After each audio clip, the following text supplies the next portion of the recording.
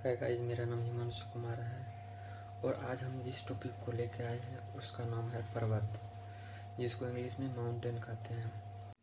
और अगर पर्वत की परिभाषा को देखें तो पर्वत एक ऐसी संरचना है जिसका आधार चौड़ा और ढाल तीव्र और शीर्ष नुकीला हो तो उसे हम पर्वत कहते हैं।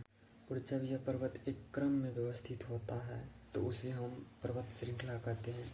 जब इसका एग्जाम्पल को देखें तो एशिया का हिमालय पर्वत श्रृंखला, यूरोप का आल्प्स पर्वत श्रृंखला और उत्तरी अमेरिका का रॉकीज पर्वत श्रृंखला और दक्षिणी अमेरिका का एंडीज पर्वत श्रृंखला।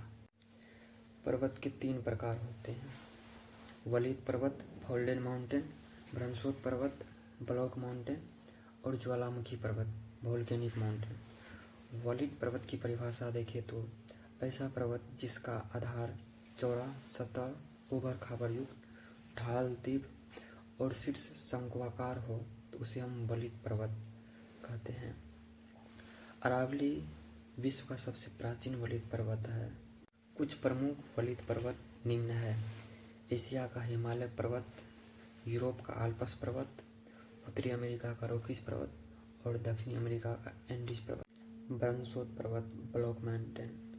जब भूपटल पर 2 समानांतर दरारों का निर्माण हुआ हो और तनाव बल के अधीन 2 समानांतर दरारों का मध्यवर्ती भाग नीचे धंस जाता है तथा किनारों का भाग यथास्थिति की अवस्था में रहता है तो निर्मित संरचना को रिफ्ट वैली या द्रोणिका भ्रंश कहते हैं।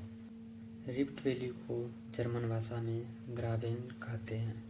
जब 2 समांतर दरारों का मध्यवर्ती भाग यथास्थिति की अवस्था में रहता हो और किनारों का भाग नीचे धंस जाता हो तो उसे हम ब्रह्मस्रोत पर्वत या ब्लॉक माउंटेन कहते हैं।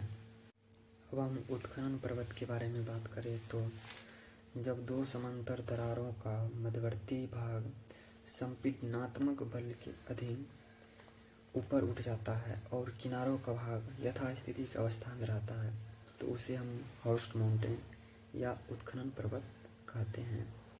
अगला है रैंप वैली।